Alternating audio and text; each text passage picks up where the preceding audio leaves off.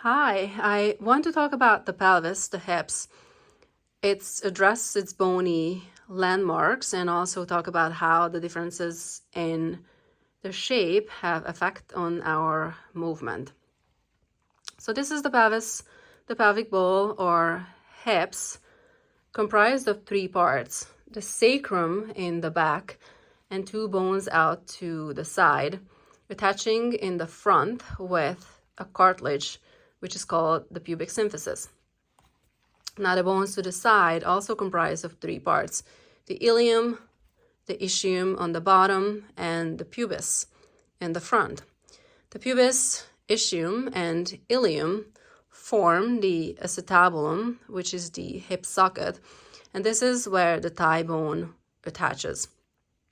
When we are kids, these three bones are attaching via a cartilage, and this cartilage fuses sometime during our puberty.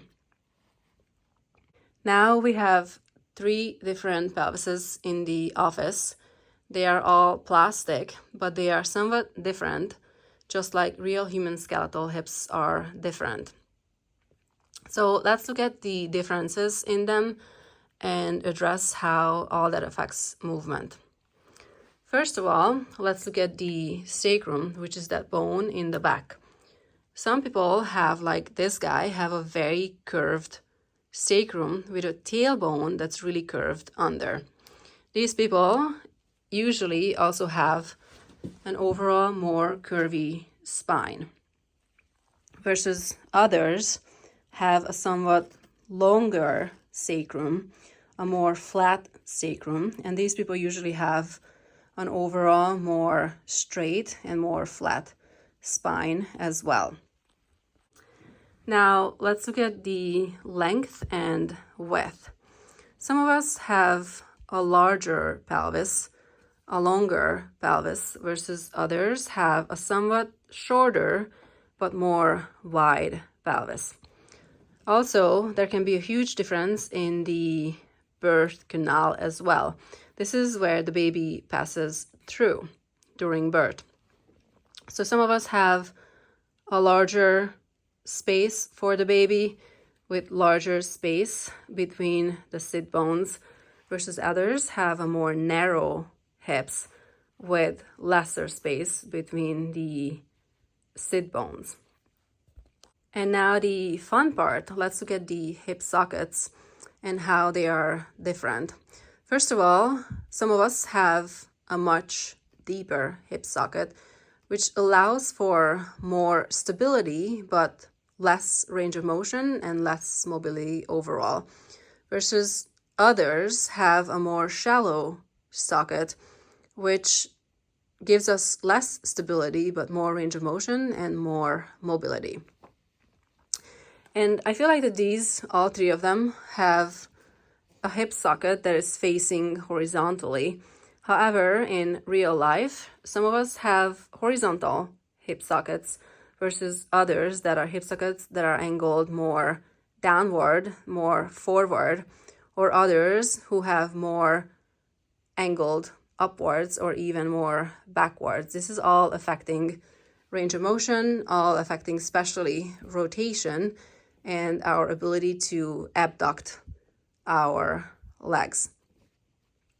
And lastly, let's look at the femur or thigh bone, because there can be a lot of varieties in there too. Some of us have a larger ball, some of us have a smaller ball that fits into the socket. And also, this is the neck of the femur. The neck can have a lot of varieties in there too. Some of us have a horizontal neck, somewhat a thicker neck, versus others have a somewhat longer but more narrow neck. This is called the angle of inclination, how the neck angles into the shaft of the thigh bone. And it's normal, what is normal, right? Anywhere between 120 to 135 degrees. But some of us have even 140 degrees, or some of us have 110 degrees of angle. This is all affecting rotation our ability to abduct or even adduct the leg. So why is this important? I think it's important to know about this, that we can have two completely different hip sockets, completely differently shaped thigh bones.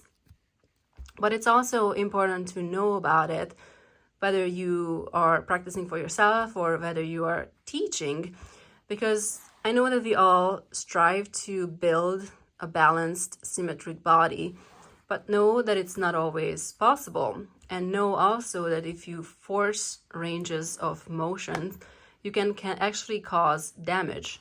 You can cause damage in the hip socket, a labral tear.